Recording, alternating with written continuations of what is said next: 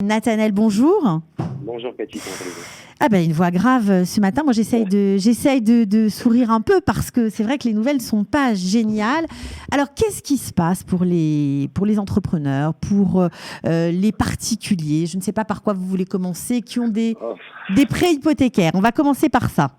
On va commencer par les prêts. On va commencer par les prêts. On va parler des prêts normaux et après des prêts hypothécaires et après on va essayer de faire de l'ordre parce qu'il y a vraiment énormément d'informations qui ont été divulguées. Maintenant, les personnes ne savent pas exactement quoi, pas tout est très clair, donc on va essayer de faire chose par chose si c'est bon pour vous. Alors, des prêts bancaires. Les personnes qui ont des prêts normaux, on a pris 100 000 shekels de prêts, on a des échéances tous les mois à payer. Non. Les banques jusqu'aujourd'hui, on peut vous parler par expérience, elles ont accepté de geler pendant une durée de à peu près 3 mois pour l'instant, le remboursement mensuel du prêt. Ok. Si on peut prouver vraiment à la banque qu'on est dans une situation Compliqué. bien entendu compliquée pour rembourser le prêt, ça c'est vraiment banque par banque, c'est demandé, mais jusqu'aujourd'hui je peux vous dire qu'elles sont venues à l'encontre des entrepreneurs et elles croulent sous les demandes. C'est très compliqué à avoir les banques, donc un petit conseil pour des personnes qui ont des prêts, envoyer un mail à la banque, ça va être normalement, ils vont s'en occuper très rapidement, ils vont annuler le remboursement, ils vont geler le remboursement pour une période de 3 mois. Donc Ça, c'est pour toutes un les prêt banques, normal. parce qu'à un moment on parlait de certaines banques, il y avait Alors, certaines... certaines banques, ça va surtout être pour les prêts hypothécaires, on va en venir tout de suite. Mais il y a une autre sorte de prêt qui est importante, c'est important d'en parler. Attendez Nathanaël, je veux juste reprendre les prêts, les Kol Matara, comme on dit, un prêt Voilà. à la consommation, en gros, pour n'importe quoi. C'est ceux-là qui sont gelés pendant 3 mois?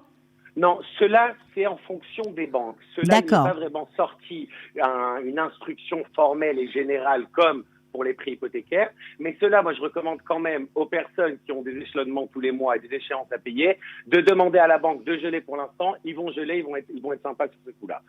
Donc, pour les prêts normaux. Maintenant, il faut savoir quelque chose de très important, c'est que les personnes peuvent recevoir un prêt pour toute Matara, comme vous avez dit, pour tout but. Oui, ok, un prêt à la consommation. Elle peut recevoir un prêt en hypothéquant l'appartement qu'elle a déjà. Je vais donner un exemple qui va être très simple et très clair. Une personne a acheté un appartement qui vaut 1 million de shekels. Okay? Ok. Sur cet appartement d'1 million de shekels, on va dire que déjà 400 000 shekels de mashkanta ont déjà été payés. Donc il reste à payer 600 000 shekels. La banque, elle dit, à partir du moment où la valeur, 70% de la valeur du bien et du prêt, c'est-à-dire à partir du moment où il nous reste 600 000 shekels à payer, on est d'accord. Ok. La banque, elle accorde jusqu'à 70% en tout. C'est-à-dire, il nous reste encore 100 000 shekels de prêt qu'on peut bénéficier. Je ne sais pas si vous m'avez suivi, vous pouvez résumer ça de façon assez facile. Ce qu'ils disent en fait, ils veulent que la mashkanta plus le prêt qu'ils vont accorder représenteront 70% de la valeur du bien. De la valeur du bien. C'était 50%. Maintenant, ils permettent 70%, mais à la seule condition de ne pas acheter avec ça un autre appartement, bien sûr. Ils proposent ce prêt-là si on en a besoin. Ok. Alors ça, on peut faire une demande rapidement. Comment ça se passe puisque les banques sont débordées? Oui, mais ça c'est par mail. Moi, je recommande. Voilà, jusqu'aujourd'hui, toutes les demandes qu'on a fait par mail pour les clients, tout ce qui a été fait par mail ou par téléphone, c'est beaucoup plus simple. Moi, je recommande le mail plus que le téléphone parce qu'on peut être très longtemps. On dit qu'ils ont dit ce matin qu'ils ont 100 fois plus de demandes que d'habitude. Donc, vous imaginez dans quel état ils se trouvent en ce moment. Mais ce que je peux vous dire, voilà, c'est pour l'instant, les prêts, demandez 70% si vous en avez besoin, bien sûr. Si vous avez un bien immobilier où la mashkanta a déjà été payée partiellement, sachez qu'on peut bénéficier de 70% qui représenteront mashkanta plus le solde du prêt qui sera accordé. Bon alors, on a parlé du gel, ou en tout cas du gel pour 3 mois des prêts bancaires à la consommation. Qu'est-ce qui se passe pour ceux qui ont une mashkanta, qui ne veulent pas augmenter, on va dire, le montant de leur prêt, mais qui veulent seulement geler leur mashkanta, c'est-à-dire leur prêt hypothécaire, ne pas rembourser leur prêt hypothécaire pendant quelques temps? Est-ce possible? Alors regardez, aujourd'hui, la Poalim, la Discount, la Leumi, la Ben Leumi et la Igoud ont bien publié formellement sur leur site. Ils ont permis le gel de 3 mois. Mais il faut savoir que ce gel de 3 mois existait déjà. C'est-à-dire que chaque personne qui a une mashkanta, il peut demander quelquefois, durant sa mashkanta, de geler pour une période de 3 mois les échéances mensuelles. Donc c'est une loi qui existe déjà dans les établissements bancaires. Oui, mais c'est juste qu'en fait, il nous exempte de la commission. Normalement, il y a une ablage sur ça. C'est une commission à payer.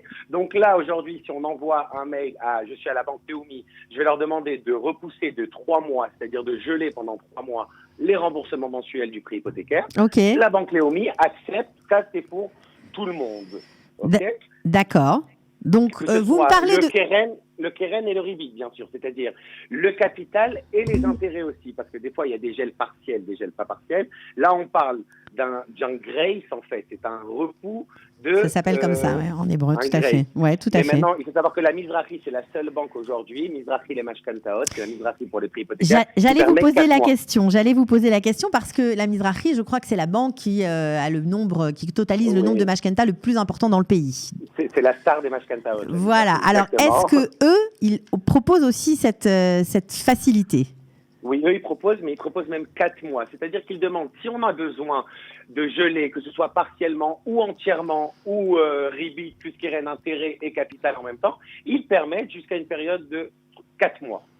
D'accord, donc ça c'est une information très importante qui va peut-être sauver en tout cas des familles en attendant de passer cette terrible crise dans laquelle nous sommes plongés.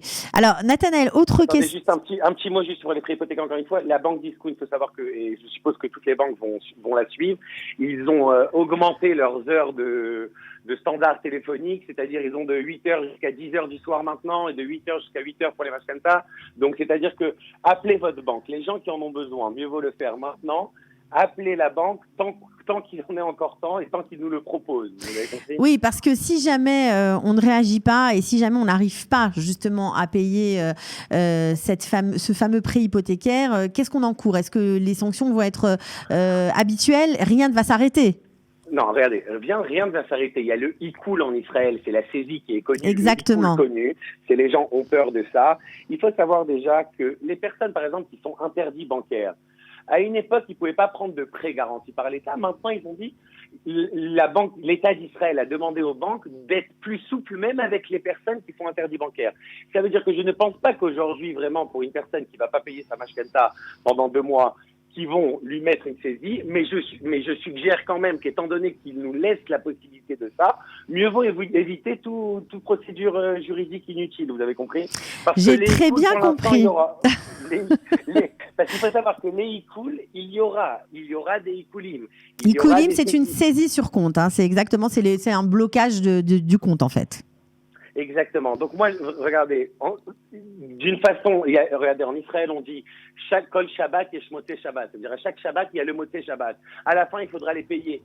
Ces prêts que toutes les personnes prennent devront le payer. Mais d'un autre côté aussi, on dit que par expérience du passé en Israël et dans les périodes de guerre, quand l'État est généreux comme ça au début, mieux vaut utiliser quand on en a besoin maintenant et ne pas repousser. C'est-à-dire une personne qui est dans le besoin, mieux vaut demander tout de suite et ne pas attendre demain ou après-demain. Que la situation s'aggrave. La situation s'aggrave et que les caisses se vident et on ne sait jamais. Là, on est au début et c'est pas pour rien que tout le monde se jette sur la banque. D'accord, donc faites comme les Israéliens, vous aussi, récupérez le mail de votre banquier et profitez des avantages. Les Russes le font très bien, les francophones peuvent aussi le faire. Allez-y, profitez-en. De toute façon, c'est juste gelé, donc c'est juste reculer votre paiement. Vous pourrez rembourser plus tard en espérant que ça aille mieux. Le remboursement sera plus élevé. Hein. Oui, il sera plus élevé, évidemment. Mais c'est pour ça que les personnes recycleront après, mais dans un premier temps, repousser. Dans un premier temps, geler. Voilà, on écoute le conseil de Nathanaël Cohen, fiscaliste bien connu, voilà, de Qualita et des autres. Alors, on a parlé des prêts. Est-ce qu'il y a des prêts d'État ? Est-ce qu'on peut, lorsqu'on est indépendant, par exemple, et qu'on souffre beaucoup de ce manque d'activité, est-ce qu'on peut se tourner vers l'État pour avoir un prêt ? Regardez, hier soir, Kahlon et Bibi, le ministère des Finances et le Premier ministre israélien, ont parlé justement des nouvelles réformes et des nouvelles instructions et ils ont parlé aussi du prêt garanti par l'État. Exactement. Déjà concernant les indépendants, il faut savoir quelque chose. L'État le savait qu'on était vraiment à une semaine d'une rébellion des indépendants en Israël. Parce que pour l'instant, on ne parle que des salariés, mais les indépendants n'avaient droit à rien. Donc, dans un premier temps, pour les indépendants, le Bitoach Leumi, le Ma'am, la TVA et la Arnona du bureau, de leur stand. Pour l'instant, c'est repoussé jusqu'au 27 avril. Ça, c'est la première nouvelle de l'État. C'est que pour l'instant, tous les paiements de TVA et de Arnona du bureau et de l'eau et de Bitoire Léomi sont repoussés jusqu'au 27 avril. Et ça va vraiment permettre aux personnes de souffler, je peux vous le dire. Dans un deuxième temps, ils ont accordé, ils en ont parlé hier soir, ils ont accordé une prime de 6 000 shekels à chaque entrepreneur qui peut justifier bien sûr qu'il a été touché, mais bien sûr tout le monde a été touché aujourd'hui, donc il y a pas de, ça sera pas compliqué à justifier. Une prime de 6 000 shekels pour chaque entrepreneur, mais maintenant il faut savoir que pour l'instant ils ont publié, depuis ce matin on n'arrête pas de m'appeler concernant ces 6 000 shekels. Les 6 000 shekels pour l'instant ils n'ont donné aucune instruction comment les demander. C'est ça, donc pour l'instant on ne sait pas vraiment quoi. Non, mais on sait qu'on va les recevoir. Moi, je vais regarder. Il ne faut pas attendre la fin du monde. Il faut préparer chacun avec son expert comptable la situation financière, un petit compte de résultats, les entrées et sorties, prouver qu'on va être touché, une prévision, parce que c'est en principe, c'est les choses qui sont demandées. Maintenant, on va arriver justement au prêt garanti par l'État, parce que c'est ça qui est très important. Le prêt garanti par l'État. Donc, alors attendez, pour les 6 000 shekels, on prépare son petit dossier et on attend d'en savoir plus pour pouvoir savoir à qui s'adresser, à quelle administration. D'accord. Voilà, à mon avis, dans la journée, ils vont nous donner des infos. On en reparlera. Mais pour l'instant, il n'y a rien. Vous pouvez retourner Internet, il n'y a rien. Ok. Non, on vous fait confiance, on ne retournera pas Internet. Alors, on continue avec les prêts garantis par l'État. Alors, les prêts garantis par l'État, j'en avais parlé une fois, il y a pas mal de temps en plus, c'est vous, c'est marrant. Mais les prêts garantis par l'État, c'est un prêt qui est accordé aux PME, c'est aux petites et moyennes entreprises en Israël, qui veulent ouvrir ou qui veulent se soulager d'un point de vue trésorerie ou qui veulent s'agrandir. C'est un prêt qui est garanti par l'État israélien. Maintenant, ce prêt, c'est PME. PME en Israël, les petites entreprises, c'est jusqu'à 25 millions de shekels et les moyennes entreprises, c'est jusqu'à 100 millions de shekels. Donc, ce prêt-là, c'est un prêt qui est garanti à 90%. 85% l'État garantit ce prêt, 5% la banque garantit et 10% c'est la personne qui en bénéficiera devra mettre 10% de ce prêt-là en garantie. Il faut savoir qu'à l'époque, il fallait déposer 25% de garantie. Aujourd'hui, on ne parle seulement que de 10% de garantie du prêt qui sera octroyé pour ces petites et moyennes entreprises. Vous me suivez pour l'instant ? On vous suit, on voit enfin qu'on pense aux indépendants et moi je les salue parce que j'imagine que beaucoup sont chez eux. Peut-être certains nous regardent et on sait combien leur situation est complexe et compliquée parce que quand on ne travaille pas, quand on est indépendant, eh bien on n'a pas de salaire. Parfois les deux parents sont indépendants dans un foyer et vraiment c'est très très difficile. Heureusement que l'État a finalement pensé à eux. Je ne sais pas si ce sera suffisant, mais en tout cas peut-être que ces prêts d'État pourront éventuellement compenser la perte d'activité. Nathanaël, on était ravis de vous avoir ce matin, voilà, comme plaisir. Toujours, voilà, avec des réponses précises. C'est ce qui vous caractérise. Vous revenez et vous nous appelez quand vous voulez. On aura l'occasion, sûrement dans ces directs du matin qui vont se poursuivre, eh bien, de se reparler pour faire le point. À bientôt, Nathanaël Cohen. À bientôt et bonne chance à tout le monde. Voilà.